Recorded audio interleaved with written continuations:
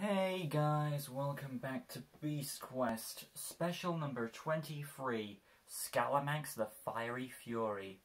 This is it, the second to last of these specials. We're almost through. Just one more book after this and then we've done all of the Beast Quest books currently up to date.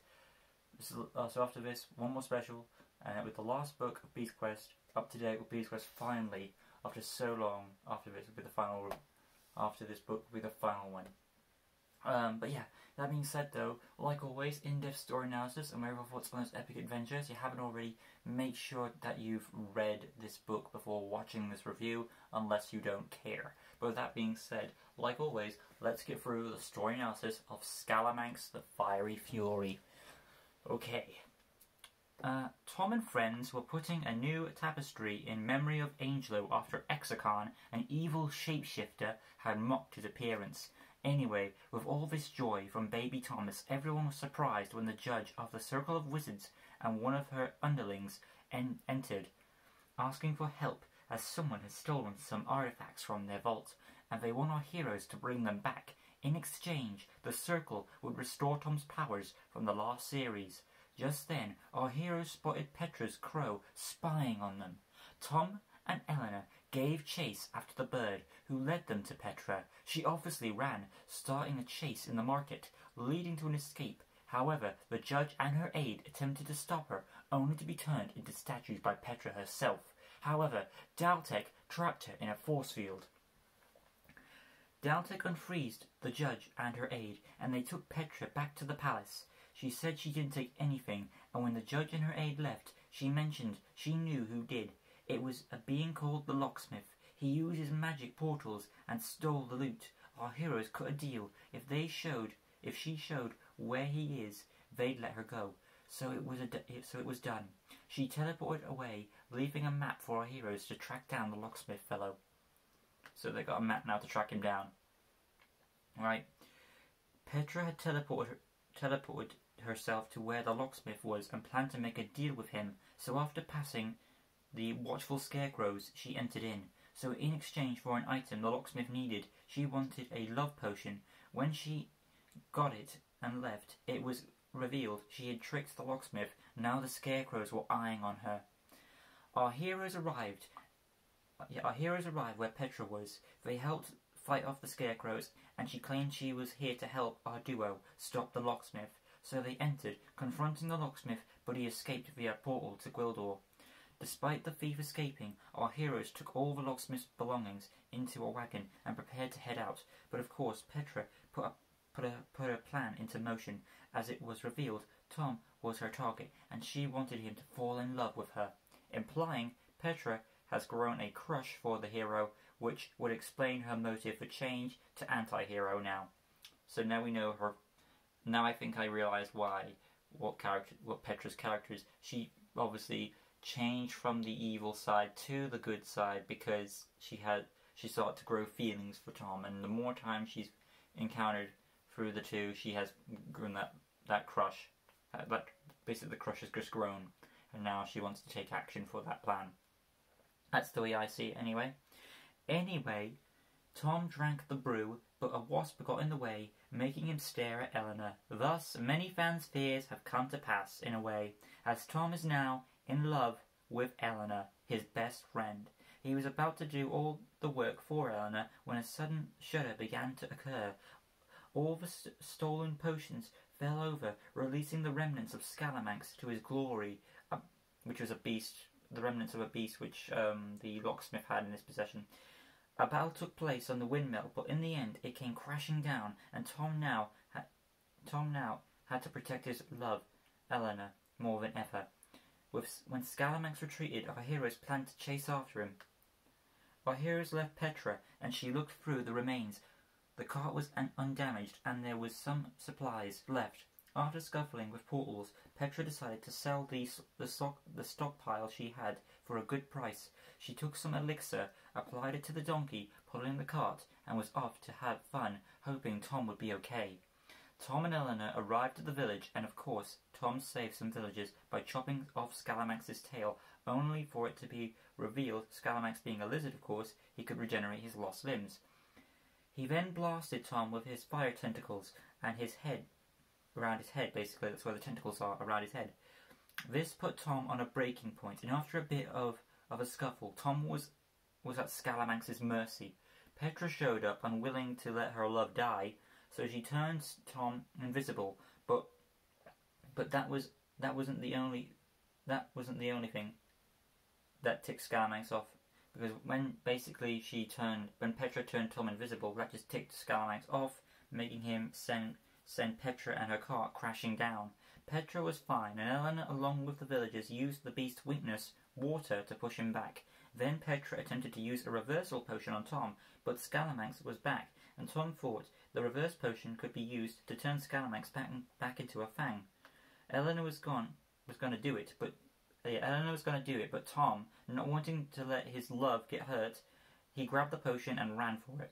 Tom, still invisible, jammed open Scalamanx's mouth, but the invisibility potion wore off, and Scalamanx fought back, making Tom drop the reverse potion. Scalamanx heated up, blasting rubble on our hero, and Tom feared Eleanor would die at the hands of the fiery foe.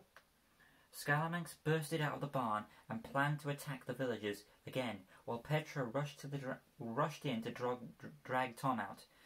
When he was free, and he was knocked out, of course, so Eleanor gave him the kiss of life, restoring the love-struck hero. Anyway, Tom had a plan, using the locksmith's magic keys to open a portal to the icy plains where Scalamanx wouldn't have a field advantage. So after readying the portal, Petra blasted Scalamanx, and all of them went through the portal, and they all went in. While Tom fought the beast, the girls made their way back to the portal, hoping to trap Scalamanx here and make him freeze to death, which seemed to be working when Tom chopped off a tentacle off, when Tom chopped a tentacle off, Scalamanx didn't have the energy to grow a new one, thanks to the field disadvantage. Now Tom rushed to the portal as Eleanor and Petra on the other side. However, it was too late. It closed, leaving Tom to face a weakened Scalamanx. Before Scalamanx could kill him, though, he had frozen to death. It was over. Then our heroines dragged Tom out of the closed new open portal, which they made a new one, then they closed it again. And a few days later, Tom was healed. Yeah, he was healed of the love potion. The circle agreed to keep their promise for Tom's actions, even if it wasn't exactly how things were supposed to be played out. And everyone joined Petra on this beach at the end via portal. But yeah, overall, Scalamanx the fiery foe. There's my little analysis portion. A few scuffles here and there, but nothing too major. Overall, guys, this is a fun book, I would say. It's a big step up from the last one of Spirit, I would say. Really good, really enjoyed it. It gave us what fans wanted to see, what some fans wanted to see. It gave me something I wanted to see. Petra's motivation fully established. To me, it's in this book. Well, no, I did say Kyrax was Petra's best. I feel like Kyrax and this one just helped us figure out where Petra lies. So the first one, Kyrax, that was about seeing if Petra cared or not about these heroes, and that gave me the answer. She does. And the second one, which is Scalamanx right now, this one gave me like why she changed from evil to good, because she never really said it. And this special gave me an answer for it. So she loves Tom. She has a crush on him. That's what I've got. And her potion didn't work. It backfired and hit Eleanor.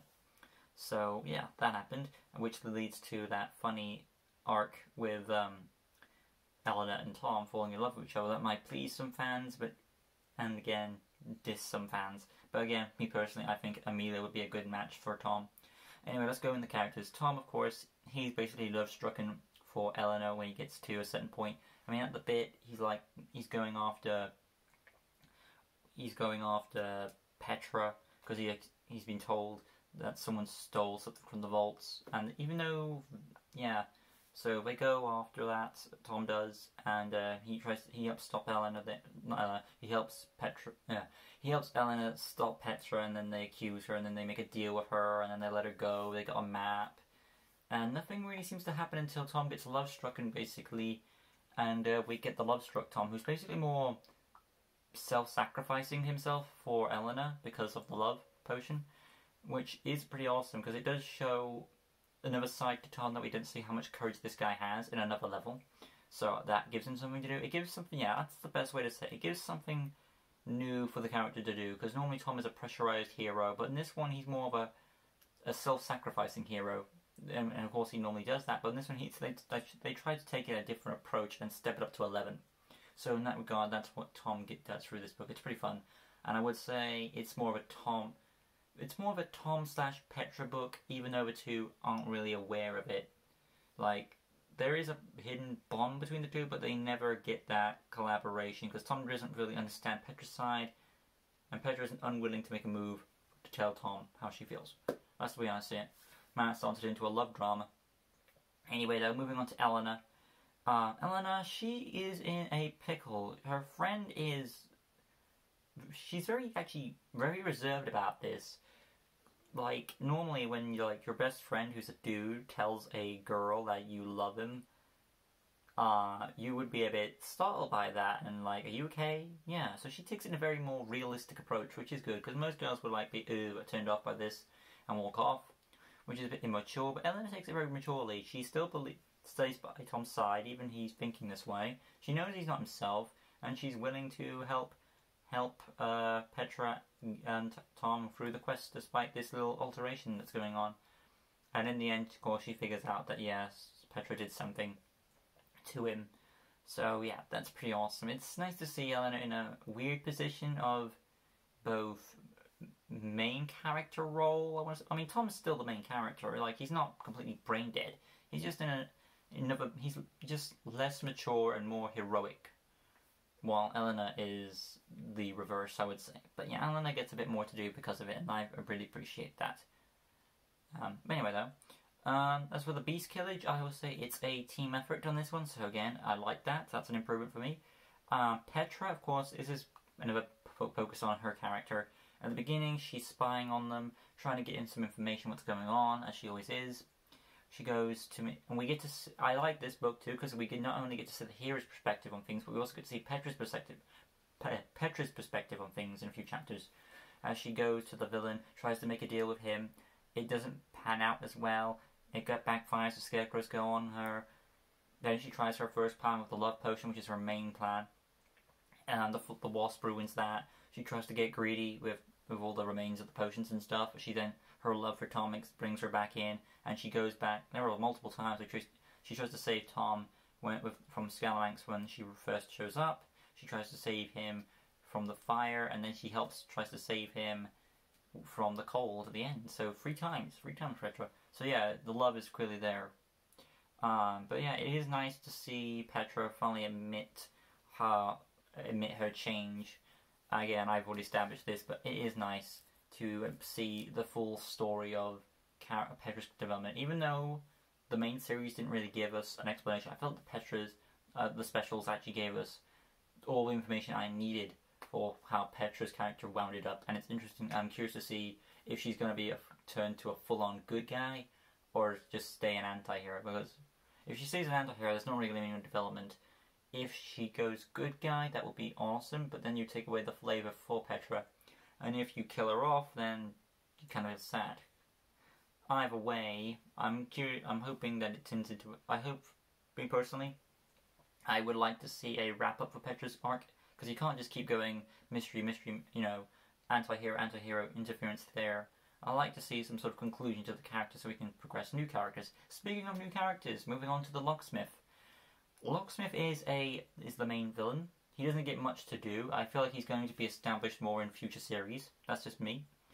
But yeah, that's what I think this character is created for. This character is basically probably created for, like, this is his appearance, and for later on he'll be in a main series and he'll do his own thing. That's the way I see it. This is like his pilot. And he doesn't get much to do, but we see what capabilities he has. He has these keys that open different portals to different locations, which is how he's able to steer from the Circle of Wizards, and how he's able to escape to Gwildor, which could cause trouble for Freya, but with the help of Amelia, she may have it under control, but who knows, we'll see. Maybe that's foreshadowing a future series. But yeah, the Locksmith is a very stern, very interesting character. He's not as... His goals don't seem to be as big as the other big wizards, but they seem to be very low-key. He wants to steal something. Now, we don't know what exactly, but it's obviously probably maybe it's setting up for another scheme down the road, but we'll see. There's a lot of intrigue for the character. Moving on to Scalamanx, the Beast himself. There isn't really much for Scalamanx development-wise. He's just basically, out of the blue, pops here. Turns out that the locksmith basically had the remnants of Scalamanx around in his chambers. And when they gathered up all the stuff, due to Petra's little love potion incident, it caused all the potions, some of the potions to fall on each other, reawaking Scalamanx and making him go on a bit of a rampage. So it's their responsibility to clear up their mess, basically. So he's like in the middle of things, like just basically all Scalamanx cares about is causing as much destruction as possible. And with the help of his fiery tentacles, he does prove a match. And the only way to stop him is essentially by water or pure cold and freezing him to death. From the look of it, because of that because of his regenerating healing factor he has going on. So yeah, pretty powerful tyrant there. But yeah, overall though, I would say Scalamanx is a fun read. It is at the end. It does come at the very far at the end of the specials, but it is probably worth the wait. Like I said, these specials are getting. I may have said this before, but the specials seem to be getting a bit better, along with the main series. I'm hoping the final special will be good as Scalamanx is, or if not more so, because we've got a nice dragon-looking like beast at the end here. With yeah, but yeah, stay tuned for next time, because next time we'll be doing Petarix, the Winged Slicer. Hopefully that'll be awesome. But yeah, maybe I'll be doing Lego Customs, maybe not. We'll see. But as it stands, this has been the Special 23 Scalamanx: The Fiery Vow. Till next time, like always, peace.